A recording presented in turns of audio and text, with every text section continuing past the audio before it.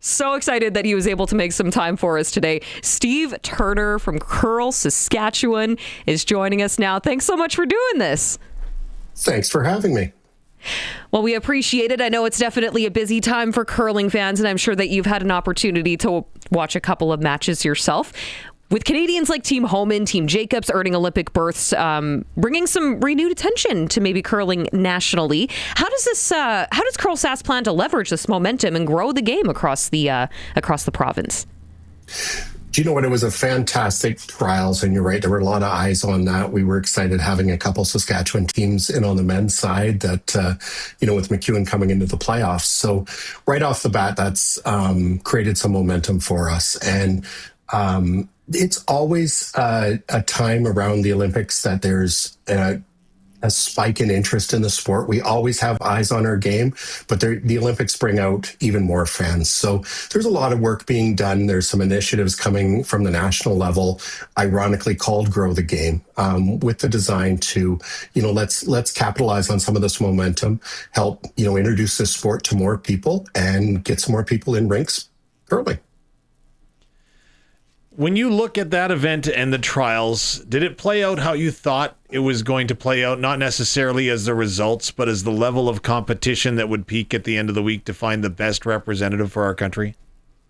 Absolutely. I think our two winners, our two representatives, I don't think anybody's surprised by that based on their play over the last couple of years.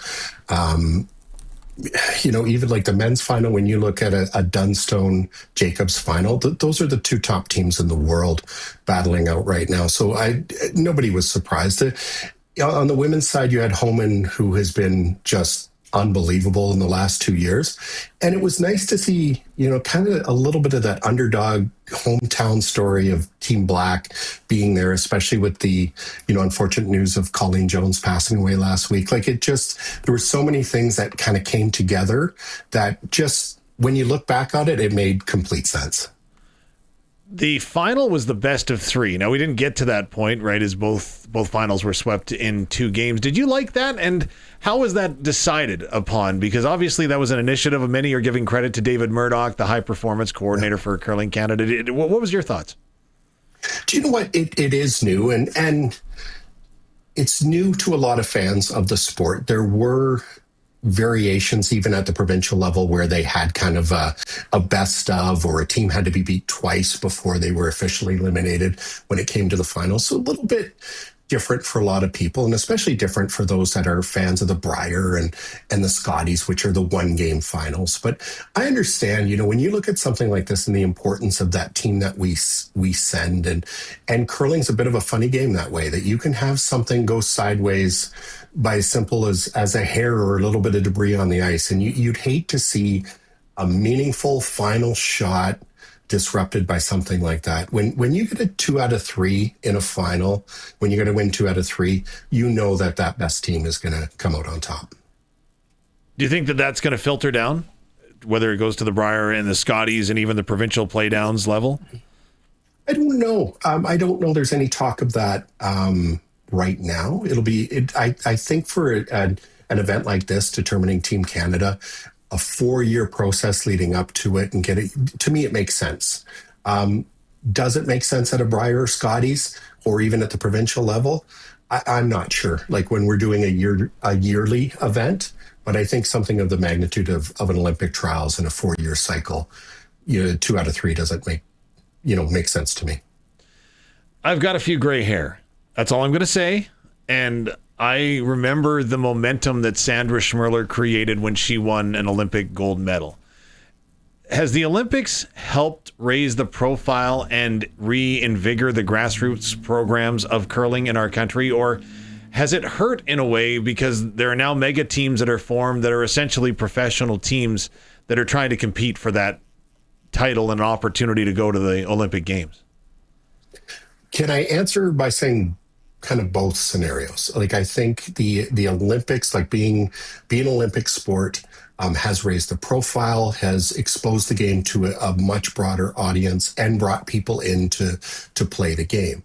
But to your point of super teams competing, we don't see them as often in the curling clubs. You go back a number of years when teams were coming out of different provinces or territories and they had to win, a city, a club, and then a city, and then a region, and go on and on and on. Like those teams were in the clubs every week, curling in leagues. And we don't, like, we see those players on those teams practicing and in the clubs. So it's a different environment. It is almost a professional side to the sport now that we didn't really have before. But saying that, it's something special too that, and curling's unique this way, that you can go to your club to go play or practice, and you can have the likes of a Mike McEwen or a Matt Dunstone on the ice beside you practicing, which is you're not going to get a Connor McDavid, out on the ice with you practicing. Yeah, very true. You could have, if you were in Saskatoon this week, been out on the curling ice practicing with one of Bruce Corte or Amber Holland competing for Saskatchewan right now at the Canadian Seniors. Both are 3-0 after victories today. Again, just two good quality teams that we seem to have found a way to send again and represent as well, huh?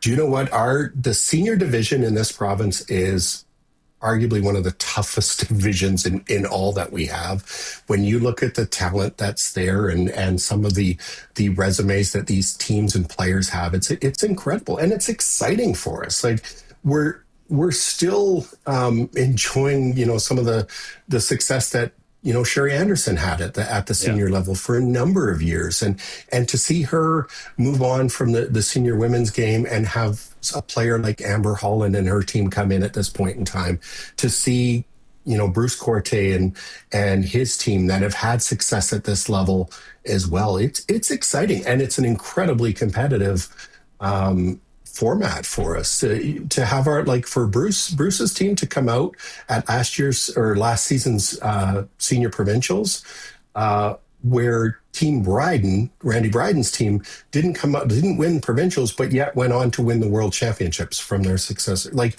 that tells you how competitive seniors are when the reigning world champion didn't win our provincials this year. You talk about curlers at the senior level, and obviously we discussed briefly, curlers who are young and just starting out and learning the game. Now, how important is it for Curl Sask right now to nurture that lifelong participation, really reinforcing that at all age levels? And how does maybe all this recent success in Saskatchewan on, the curling front maybe help reinforce that? You know what? It's incredibly important, and that's a very critical thing of what we do day in, day out. I know a lot of times people think of us as an organization as simply, high performance and provincial championships. But the work that we do, we have over 130 clubs in this province that are opening their doors every winter and having curlers come in, and their health and sustainability, the future of the sport, getting youth in there, getting adults back into it or to it for the first time, new Canadians. There's a whole range of people that we love to see this sport, and we're proud of the fact that we're at the point, and it kind of sounds funny to say, but 1% of the population of Saskatchewan curls, which I don't know if there's another sport that can actually say that or have those numbers. So we're pretty proud of that. And, we're striving to continue to grow as a sport here in Saskatchewan. As a father who can say that a grade 6 field trip for his son to the CN Curling Club made him fall in love with the sport. He's at the Cali right now as we speak. I know that there's a number of events. We know the Brier is coming back. The Grand Slam of Curling is in Saskatoon in 2 weeks from now. You're going to Melville playing on arena ice for the provincials with the men's and women's. But you also, away from the cameras, away from everything, give the kids an opportunity to curl in that environment. How big is that? Oh, it's huge. It's absolutely huge. Like, the importance of having kids come and try the sport and fall in love with the sport. Like, as you mentioned with your son, that's what we strive for, because, to the point made earlier that curling is a lifelong sport. And we feel that if kids or anybody that comes in and has a great time, enjoys themselves curling, falls in love with it, they're able to come back to it at any time. So whether, they start as kids, they play for a while, we know life can take them in different directions, but they can come back and they could be in university and spare, or somebody taps them on the shoulder and say, hey, we're going into Bonspiel this weekend. They have, it's incredibly important. Just the love of the sport we want to introduce to people. He'd love it more if he could make an intern takeout, but that's a different conversation. We will, though, ask about... Don't we all, yeah. Melville's going to be a special time early in January. I know the timeline is adjusted this year for the provincial playdowns due to the Olympic Games, of course, and coordinating all around that. But it sounds like Melville's ready to go and should be a pretty entertaining event. Yeah, we are really excited. Our points cutoff for the first 6 teams in both men's and women's is this week. So we'll be announcing the first 6 qualifiers. And next week, starting Thursday, is our last chance qualifier for both men's and women's. Women's are in Weyburn, men's are in Humboldt. So that'll determine the last 3 competitors in both men's and women's. And then we'll be away to the races early in the new year. And how many volunteers does it take to coordinate 2 events happening at the same place at the same time? Is it logistically easier, or again, shout out to Melville, they're going to do it? Yeah, you know what? It's easier in some aspects. One install, one takeout, one broadcast schedule. Some things it's easier, but it does require a lot of people. It means for some longer days, some 4-draw days on a couple of those days. So I know that when they opened up for call for volunteers, they got well over 100 volunteers right out of the gate and basically had to start turning people away. So they're going to be ready. We're excited to come, and it's going to be a great event. For fear of you banging your monitor, how frustrating is it to hear that Saskatchewan hasn't won a Brier since 1980? Sorry. Well, you're the first one this year. That's a regular thing that we talk about. So you get extra points for that, for being the first one to ask for this season. But is it frustrating? Absolutely. But there's a light at the end of the tunnel. For sure.